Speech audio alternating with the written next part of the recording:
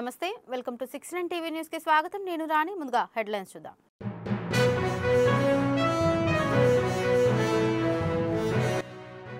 రాష్ట్రంలో పురపాలక సంస్థల అభివృద్ధికి కేంద్రం సహకారం అందించాలి కేంద్ర మంత్రి మనోహర్ లాల్ ఖట్టర్ కు విజ్ఞప్తి చేసిన సీఎం రేవంత్ రెడ్డి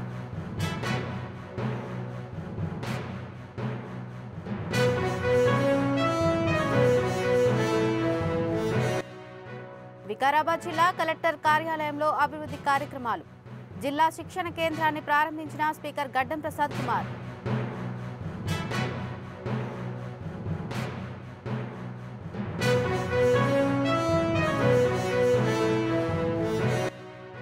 ప్రభుత్వంపై కడుపు మంటతో ప్రతిపక్షాలు అసత్య ప్రచారం చేస్తున్నాయి మాజీ మంత్రి కేటీఆర్ కు ఈనో ప్యాకెట్లు పంపిణీ చేసిన ఎంపీ చామల కిరణ్ కుమార్ రెడ్డి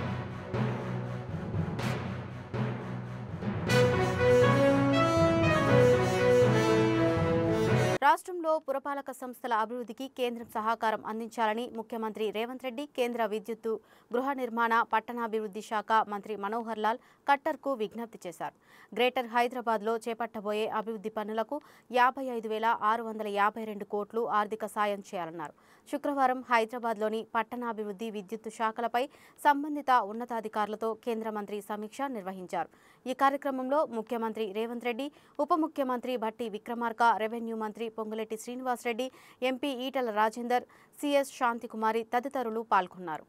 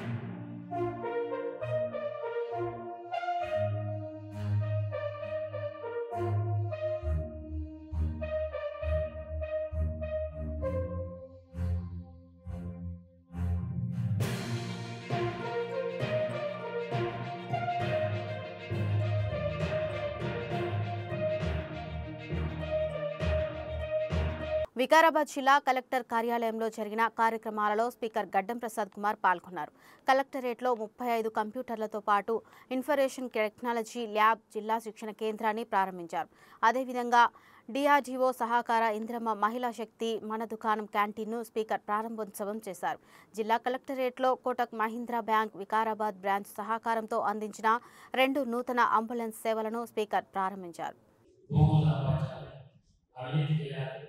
ఇంకోటి చేయాలి అని మాత్రము లేదు కానీ అందుకే నేను వారితో ఎవరు విమర్శ చేసినంత స్థాయి నుంచి విమర్శ చేయకుండా స్థాయిలో కూడా విమర్శ చేసి సద్విమర్శలుగా ఏ విమర్శ చేసినా కూడా ఉపయోగపడాలి సమాజానికి ఉపయోగపడే విమర్శ చేయాలని తెలియజేసుకుంటూ మరి మాకు వికారాబాద్ జిల్లా కలెక్టర్ చాలా డైనామిక్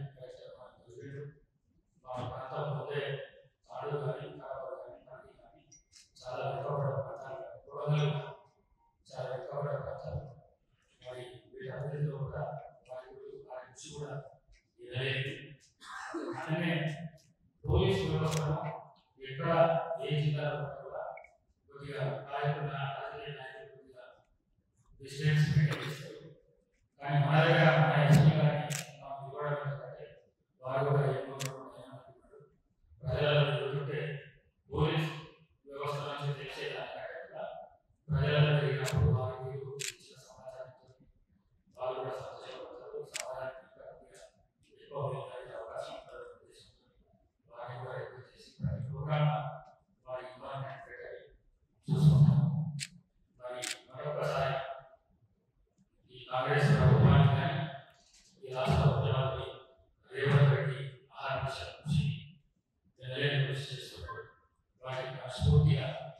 భారత్లో ఏ రాష్ట్రానికి రాని విధంగా సీఎం రేవంత్ రెడ్డికి తెలంగాణకు అత్యధిక పెట్టుబడులు తెచ్చారని ఎంపీ చామల కిరణ్ కుమార్ రెడ్డి తెలిపారు. గత సీఎంకు దావోస్ తెలియదు, సెక్రటేరియట్ తెలియదు, ఫామ్ హౌస్ మాత్రమే తెలుసని ఎద్దేవా చేశారు. గత పాలకులు 9 సంవత్సరాలలో 25,750 కోట్లు పెట్టుబడులు తెస్తే సీఎం రేవంత్ రెడ్డి ఒక్క సంవత్సరంలోనే 1,78,950 కోట్లు రాష్ట్రానికి పెట్టుబడులు తెచ్చారని తెలిపారు. దీంతో సుమారుగా 50,000 మందికి పైగా ఉపాధి పొందుతారని గుర్తు చేశారు.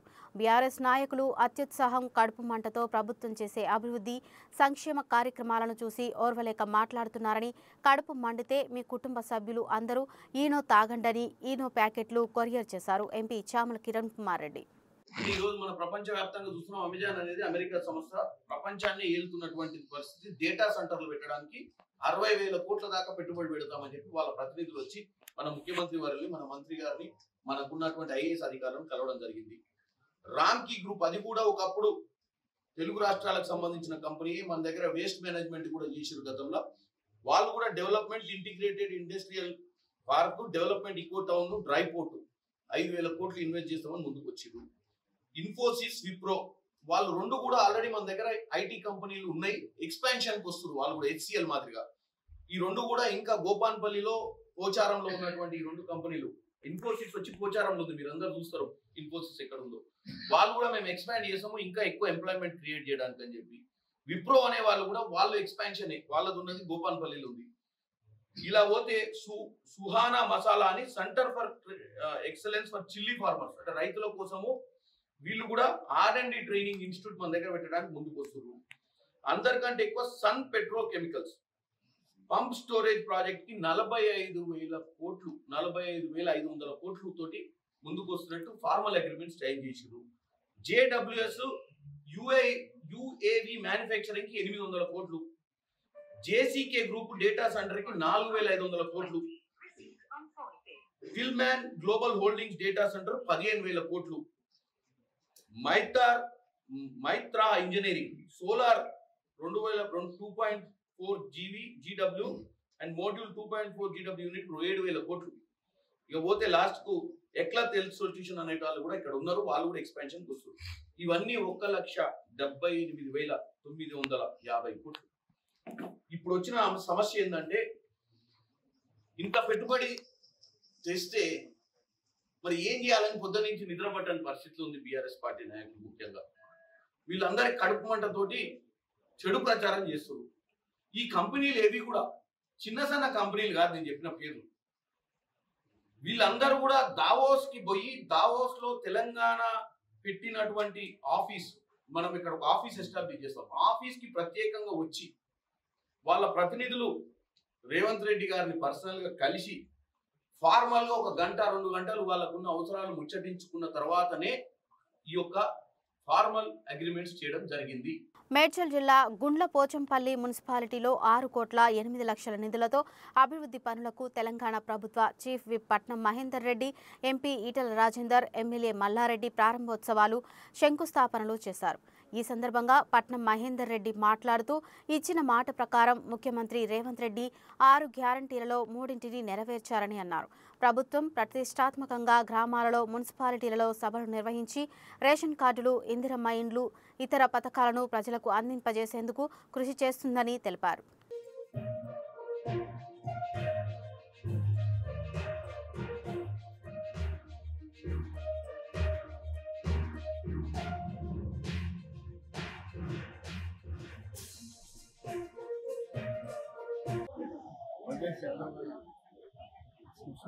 ముఖ్య నాయకులందరికీ ఈరోజు పెద్ద ఎత్తున 7 చెరువు కోట్లతోటి అభివృద్ధి కార్యక్రమాలు చేయడం జరుగుతున్నది.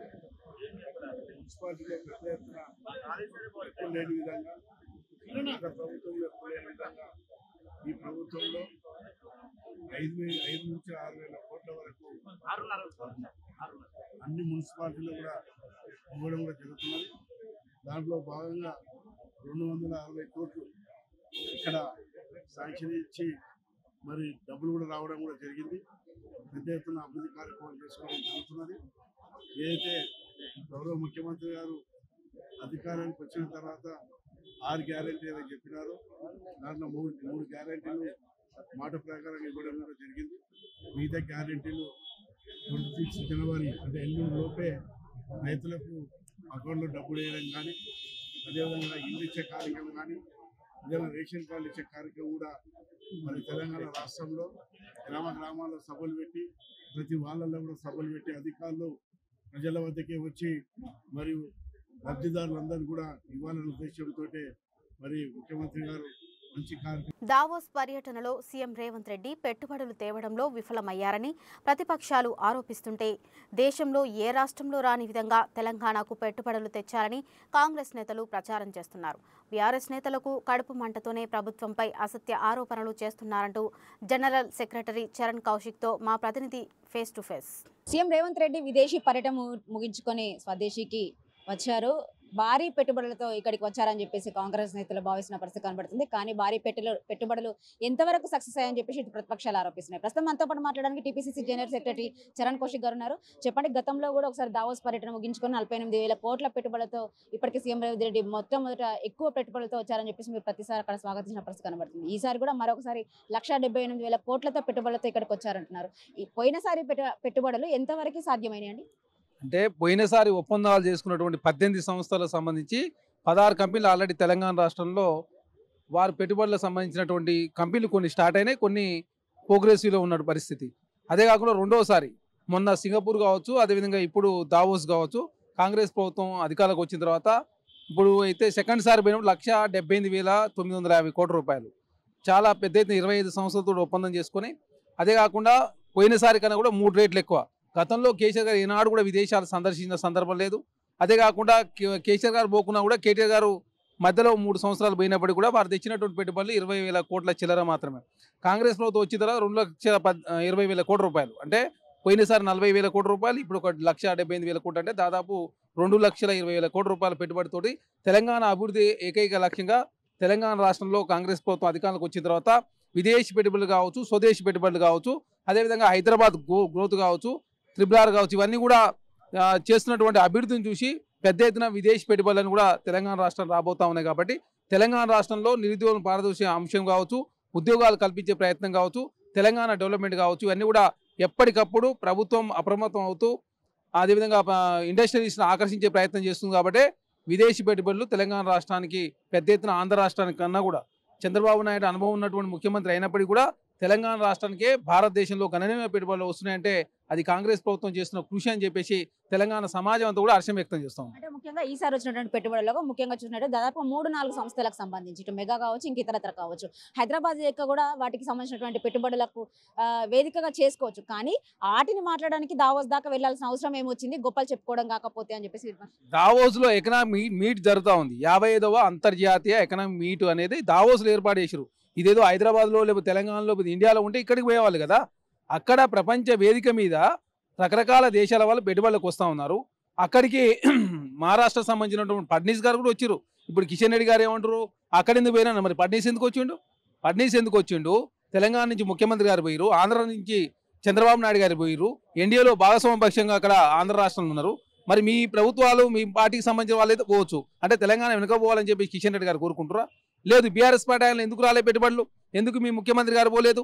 అంతకుముందు జగన్మోహన్ రెడ్డి గారు కూడా అక్కడ వాళ్ళు పోలే. వాళ్ళకి అమర్నాథ్ గారు ఏం చెప్పారంటే అక్కడ చలి -5 -10 ఉంటుంది కాబట్టి మీ చలికి పోలే అని చెప్పేసి ఆంధ్ర రాష్ట్రంలో జగన్మోహన్ రెడ్డి గారు చెప్పారు అన్నాడు. ఇక్కడనేమో కేటీఆర్ గారు ఏమో లాస్ట్ 3 years పోయినప్పుడు కూడా 20,000 కోట్లు మాత్రం పెట్టుబడి తెచ్చిన సందర్భం. ఈనాడు కేసీఆర్ గారు విదేశీ గడ్డ మీదకి పోయి తెలంగాణ పెట్టుబడుల గురించి కానీ తెలంగాణలో పెట్టుబడులకు అవకాశాల గురించి కానీ ఈనాడు మాట్లాడిన సందర్భం లేదు. కాబట్టి కాంగ్రెస్ ప్రభుత్వానికి చిత్తశుద్ధి ఉంది. హైదరాబాదు ప్రపంచ నగరాలతో పోటీ పడాలని చెప్పి కాంగ్రెస్ ప్రభుత్వం కోరుకుంటా ఉంది. సింగపూరు, టోక్యో నగరాలతో పోటీ పడుతుంది, భారతదేశం నగరాలు మాకు పోటీ కాదని చెప్పేసి తెలంగాణ ముఖ్యమంత్రి గారు కావచ్చు, అదేవిధంగా శ్రీధర్ బాబు గారు వివరిస్తూ ఉంటే తెలంగాణకు ఆకర్షణీయమైన పెట్టుబడులు వస్తూ ఉన్నాయి.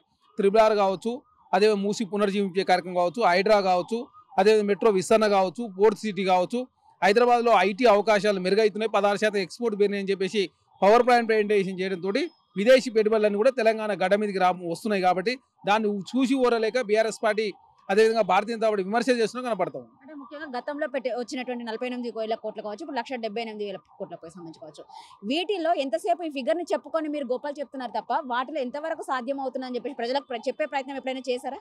అంటే మొన్న కూడా చాలా స్పష్టంగా చెప్పినాం. ఎందుకంటే 25,000 ఉద్యోగాలు ఆల్రెడీ కల్పన జరిగింది.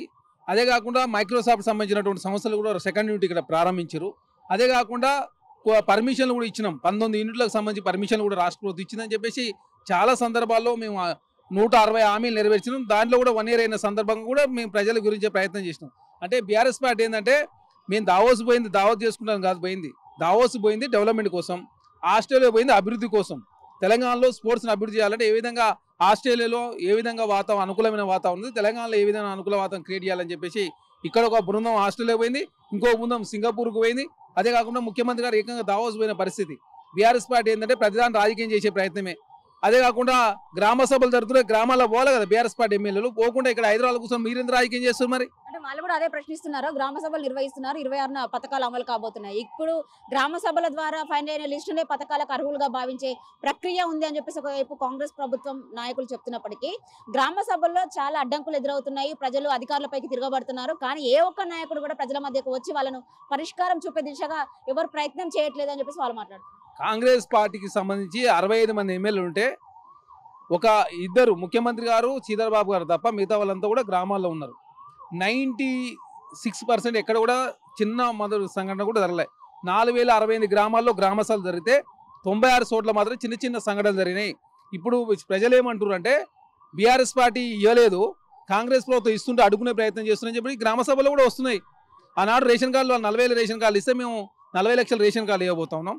వాళ్ళు కట్టినటువంటి ఇల్లు డెవలప్మెంట్ 65,000 అయితే మేము 4,50,000 ఇండ్లు ఇవ్వబోతాం రాష్ట్ర ప్రభుత్వం. రుణమాఫీ 21,000 కోట్ల రుణమాఫీ చేసి 500 రూపాయలు బోనస్ ఇస్తా ఉన్నారు. వాతావరణం చాలా అనుకూలంగా ఉంది. కాంగ్రెస్ ప్రభుత్వం చేస్తున్నటువంటి అభివృద్ధి చేస్తున్నటువంటి అంశాలు కావచ్చు, ఆ సంక్షేమం కావచ్చు, కాంగ్రెస్ ప్రభుత్వం మంచి ప్రజారంజక పాలన అందిస్తుంది. కాకపోతే మీడియా సోషల్ మీడియా వేదిక బీఆర్ఎస్ పార్టీ వాడుకునే ప్రయత్నం, తప్పుగా ప్రచారం చేసే ప్రయత్నం చేస్తూ ఉన్నారు. కాంగ్రెస్ ప్రభుత్వం ఇచ్చిన మాట ప్రకారం కట్టుబడి ఉండి రైతు భరోసా ఈ నెల 26వ తారీఖు నుంచి గతంలో 5,000 రూపాయలు ఉంటే 6,000 రూపాయలు ఇచ్చే కార్యక్రమం, రైతు కూలీలకు రైతు భరోసాకు సంబంధించి 12,000 రూపాయలు ఇచ్చే కార్యక్రమం అన్ని కూడా కాంగ్రెస్ ప్రభుత్వం ఇచ్చిన మాట ప్రకారం కట్టుబడి ఉండి 160 గ్యారెంటీలు నెరవేర్చింది కాంగ్రెస్ ప్రభుత్వం.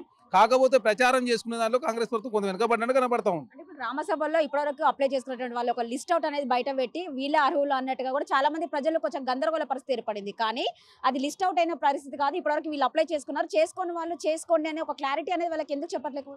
చాలా స్పష్టంగా ఉత్తమ్ కుమార్ రెడ్డి గారు మాట్లాడారు, తర్వాత సీతక్క గారు మాట్లాడారు, తర్వాత వీళ్ళు డిప్యూటీ సీఎం గారు కూడా మాట్లాడిన సందర్భం. ఇక్కడ లిస్ట్ అంటే గతంలో వీళ్ళు కులగన్న చేసేటప్పుడు కావచ్చు, అక్కడ 78 అంశాలు నింపేటప్పుడు కూడా కొన్ని రేషన్ కార్డు కావచ్చు, పెన్షన్ కావచ్చు, అదొకటి.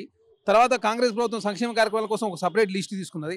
ఆ రెండు కలిపినటువంటి దాంట్లో మీ పేర్లు లేకపోతే మళ్ళీ ఒకసారి ఇవ్వమని చెప్పేసి ఓన్లీ లిస్టు డిస్ప్లే చేసే ప్రయత్నమే తప్ప ఏ ఒక్క లబ్ధిదారుకు నష్టం జరగవద్దు, నిజమైన లబ్ధిదారు మేలు జరగాలని ప్రభుత్వం భావిస్తూ ఉంది.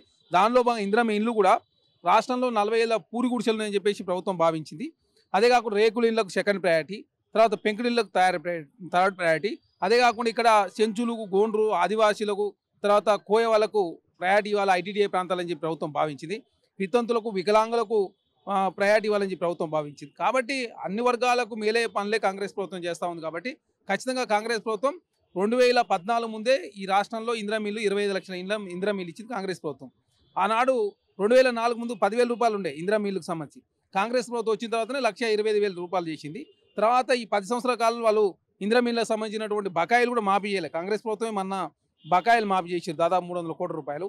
అదే కాకుండా వాళ్ళు 35,000 డెవలప్మెంట్ ఇల్లు పూర్తి చేయకపోతే దానికి 198 కోట్ల రూపాయలు రాష్ట్ర ప్రభుత్వం రిలీజ్ చేసి వాటిని కూడా పూర్తి చేసే ప్రయత్నం కాంగ్రెస్ ప్రభుత్వం చేస్తూ ఉంది. కాంగ్రెస్ ప్రభుత్వం సంక్షేమం ఒక సైడు, అభివృద్ధి ఒక సైడు నినాదంతో ముందుకు పోతాం. ముఖ్యంగా మీరన్నట్టుగా కులగణన సర్వేలో చాలా అంశాలు పొందుపరిచారు. అందులో ముఖ్యంగా మీరన్నట్టుగా రేషన్ కార్డుల సమస్య తీసుకుంటే అప్పుడు కేవలం మీకు రేషన్ కార్డు ఉందా అని చెప్పేసి అడిగితే ఉంది అన్నోళ్ళు ఉంది, లేదన్నోళ్ళు. కానీ వాళ్ళు ఇచ్చినటువంటి రేషన్ కార్డులో గతంలో 10 సంవత్సరాల కంటే ముందు ఇచ్చినటువంటి రేషన్ కార్డులో చాలా ఫ్యామిలీస్ పెళ్లిళ్ళు కావచ్చు, పిల్లలు కావచ్చు, చాలా వేరియేషన్స్ వచ్చినాయి. కానీ దాన్ని బేస్ చేసుకొని రేషన్ కార్డులు ఇస్తున్నాము అనే ఒక కన్ఫ్యూజన్ చాలా మందిలో లేదంటారా? అది బీఆర్ఎస్ పార్టీ క్రియేట్ చేసే ప్రయత్నమే. కాంగ్రెస్ ప్రభుత్వాన్ని స్థితశుద్ధి ఉంది కాబట్టి నిరంతర ప్రక్రియ.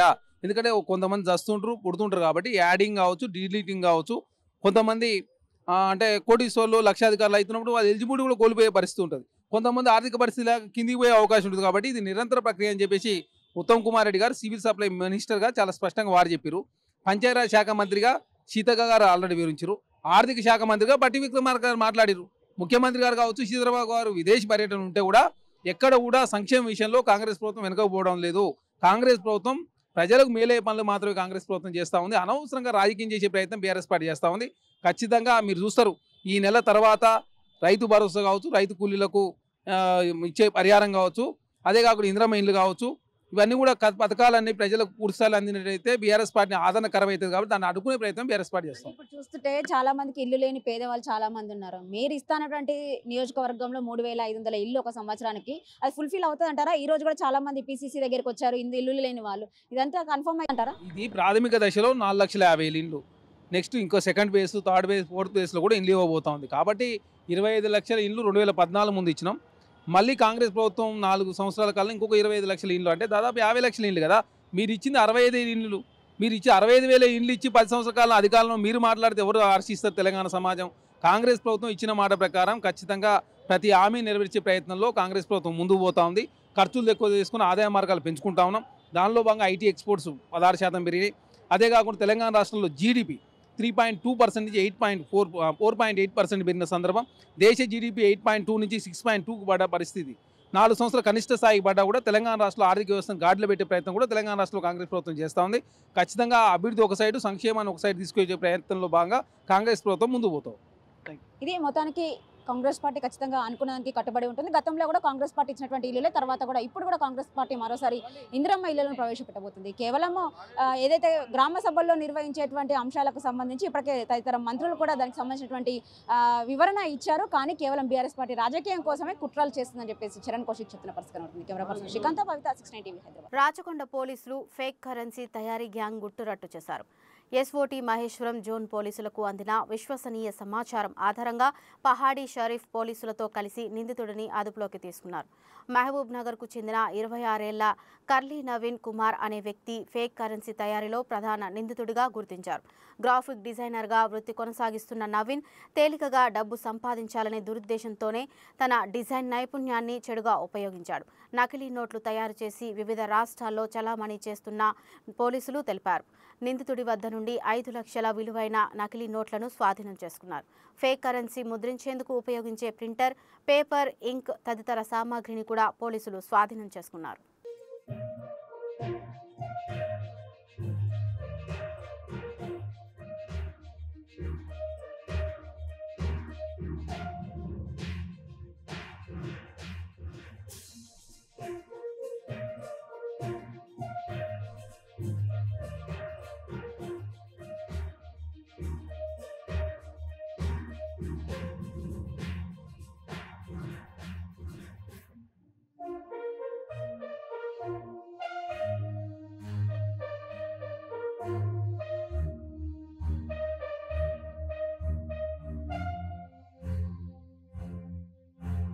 యాక్ట్ ను కంటైన్ చేయగలిగింది.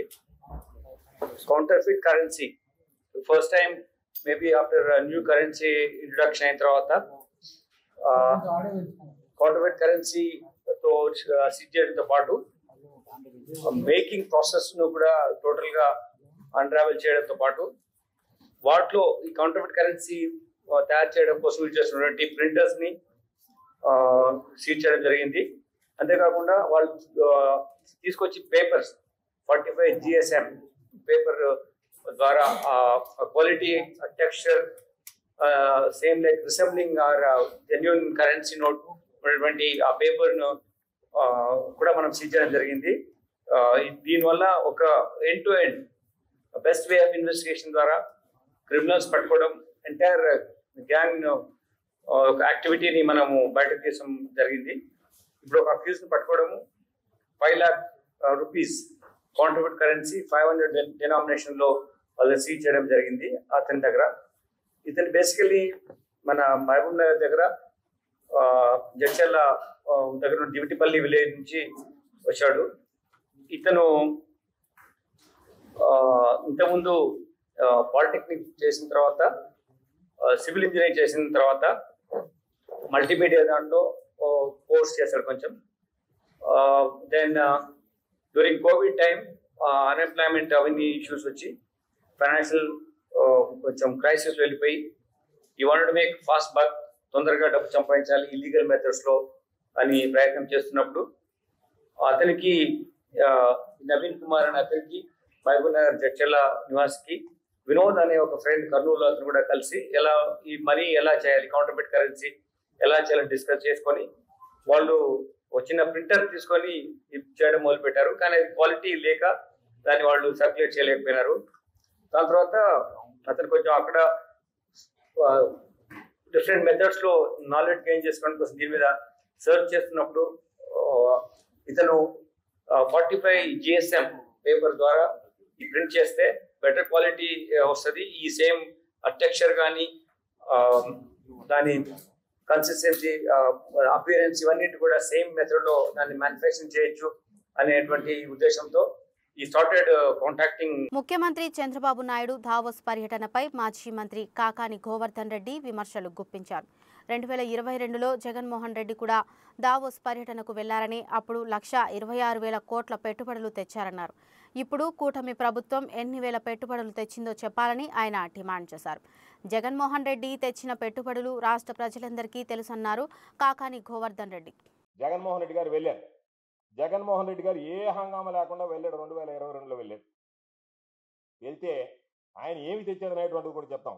దాదాపుగా ఈ రాష్ట్రానికి ఆయన వచ్చిన తర్వాత 1,26,000 కోట్ల రూపాయల పెట్టుబడులు. మీలాగా మేమేదో ఆలీబాబా, ఎయిర్ బస్సు అని చెప్పి వదిలేయడంలే, మేము తెచ్చినవేందో కూడా చెప్తాం. ఇవన్నీ మేము చెప్పినటువంటి రాష్ట్రంలో ఉత్పత్తిని కూడా ప్రారంభించాయి. Tech Mahindra CEO CP Gurnani దాదాపుగా 200 కోట్ల పెట్టుబడితో ఇథనాల్ ప్లాంట్ పెట్టి ఇథనాల్ ప్లాంట్ పెట్టి ఉత్పత్తి కూడా ప్రారంభమైంది. ఆదాని గ్రూప్ 60,000 కోట్లతో గ్రీన్ ఎనర్జీ ప్లాంట్ ఏర్పాటు చేసి భూములు కూడా కేటాయించాం. ఆ పనులు సర్వేగంగా జరుగుతున్నాయి. 37,000 కోట్లతో గ్రీన్ కో ఒప్పందం చేసుకుని ఓరకల్లో భూములు కేటాయించాం. ఉత్పత్తి కూడా ప్రారంభం కావడం చక్కచక్క జరిగిపోయాయి. పాపం ఈ మధ్య డిప్యూటీ సీఎం గారు పవన్ కళ్యాణ్ గారు కూడా వెళ్ళి బ్రహ్మాండమైనటువంటి ప్రాజెక్టు అని చెప్పి ప్రశంసించి వచ్చాడు. ఈ ప్రాజెక్టు బ్రహ్మాండమైనటువంటి ప్రాజెక్టు గ్రీన్ కో అని చెప్పారని, అది జగన్మోహన్ రెడ్డి గారి హయాంలో వచ్చింది. అదేవిధంగా దాదాపుగా గ్రీన్ ఎనర్జీ ప్లాంట్కి సంబంధించి 28,000 కోట్ల రూపాయలతో ఒప్పందం చేసుకుని దాదాపుగా ఆ పనులు కూడా ఈరోజు కొనసాగుతూ ఉన్నాయి. కాబట్టి వీటి వల్ల ఉద్యోగాలు వచ్చాయి, ఉపాధి అవకాశాలు కలిగాయి, లక్షల మందికి అవకాశాలు మెరుగుపడ్డాయి. కాబట్టి ఏదైనా ఒక పర్యటనకు వెళ్ళినప్పుడు ప్రజలకు సంబంధించి నువ్వు పెట్టుబడులు తీసుకురావడం, ఆ పెట్టుబడులకు సంబంధించి ప్రజలకు ఉపయోగపడేటువంటి విధంగా చేయాలనేటువంటి తాపత్రయం ఉండకుండా మీరు ఉన్నటువంటి సమయం మొత్తం జగన్మోహన్ రెడ్డి గారిని, వైఎస్ఆర్ కాంగ్రెస్ పార్టీని దూషించడం, తోలనాటం, దానికోసం ఉపయోగించి ఈరోజు ఇంత నీతి మాలినటువంటి విధంగా ప్రవర్తించడం సరైనటువంటి పద్ధతి కాదు. కాబట్టి ఇప్పటికైనా మీకు చిత్తశుద్ధి ఉంటే, నిజంగా మీకు ఆంధ్ర రాష్ట్ర ప్రజల మీద, ఆంధ్ర రాష్ట్రంలో ఉండేటువంటి నిరుద్యోగుల మీద, ఆంధ్ర రాష్ట్రంలో చదువుకున్నటువంటి యువత మీద వీళ్ళకి ఉద్యోగ ఉపాధి అవకాశాలు కల్పించాలి అనేటువంటి ఆలోచన ఉంటే దయచేసి ప్రచారం కోసం ప్రాకులాడకండి. ప్రచారం కోసం కోట్లాది రూపాయలు ఖర్చు పెట్టకండి. వాళ్ళ పట్ల చిత్తశుద్ధితో ఏమేమి కనికొట్టు విద్యలొద్దు, ఉన్నది లేనట్టు లేనిది ఉన్నట్టు చేసేటువంటి పరిస్థితి తీసుకురావద్దు. మీరు నిజంగా మీకు చిత్తశుద్ధి ఉంటే ఇటువంటి గలీజు పనులు చేసి రాష్ట్ర ప్రతిష్ట పరువు పాడు చేయకుండా, హైదరాబాద్లో ఉండే కంపెనీకి దావోస్లో మాకు ఇన్వెస్ట్మెంట్ వస్తుందని చెప్పి రాష్ట్ర పరువు తీయకుండా. బులెటిన్ ముగించే ముందు హెడ్లైన్స్ మరోసారి చూద్దాం.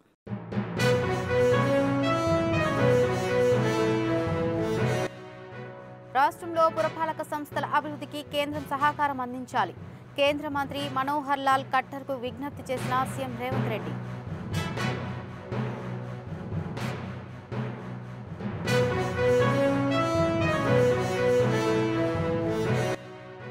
వికారాబాద్ జిల్లా కలెక్టర్ కార్యాలయంలో అభివృద్ధి కార్యక్రమాలు.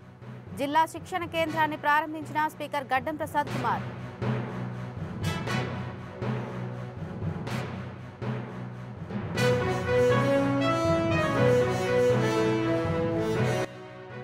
ప్రభుత్వంపై కడుపు మంటతో ప్రతిపక్షాలు అసత్య ప్రచారం చేస్తున్నాయి. మాజీ మంత్రి కేటీఆర్కు ఈనో ప్యాకెట్లు పంపిణీ చేసిన ఎంపీ చామల కిరణ్ కుమార్ రెడ్డి.